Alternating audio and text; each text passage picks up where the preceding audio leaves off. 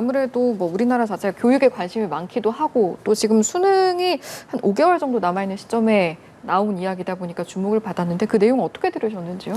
사실 윤 대통령께서 말씀하신 가장 큰 방점은 사교육비가 약 26조에 달합니다. 그 26조가 우리 가계 경제에 굉장한 부담이 되죠. 그리고 더 중요한 것은 교육 과정 밖의 수능이라는 것은 이미 우리 수험생들이나 학부모들이 다 알고 있는 사실이에요. 그래서 학교 교육에만 의존할 수 없으니 사교육 현장으로 내몰리는 게 우리 학생들이지 않습니까?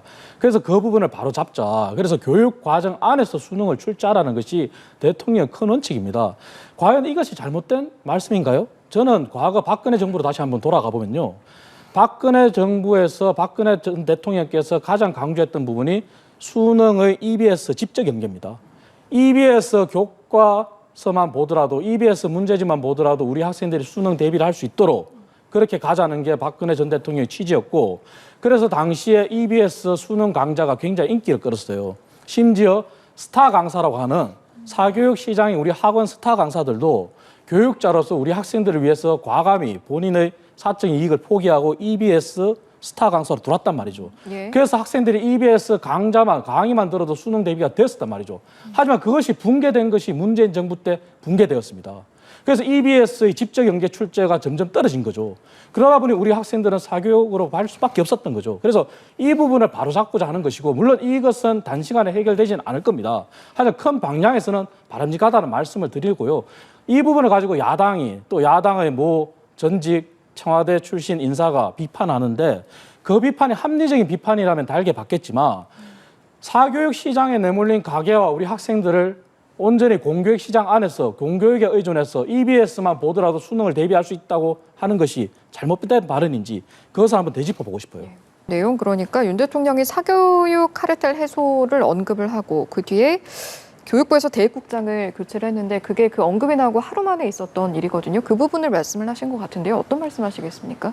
그 부분은 사실 한국교육과정평가원이 수능을 출제하는 기관은 맞습니다. 하지만 2011년도에 이미 그런 사례가 있었지 않습니까? 뭐냐면은 수능을 출제하거나 감수하는 위원들은 자녀가 수능을 보거나 연계가 돼 있으면 안 돼요. 하지만 그것을 속이고 출제위원으로 들어가고 검수위원으로 들어갔지 않습니까? 그리고 교육과정평가원이 12년 동안 감사를 받은 적이 없어요.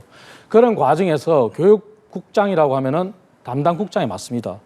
그러한 사태가 해소되지 않았고 아직까지도 그러한 의심이 간다면은 당연히 교육과정방 수능이 불수능으로 이어진 것이고 그렇기 때문에 그러한 합리적인 의심의 눈초리를 거둘 수가 없는 것이죠.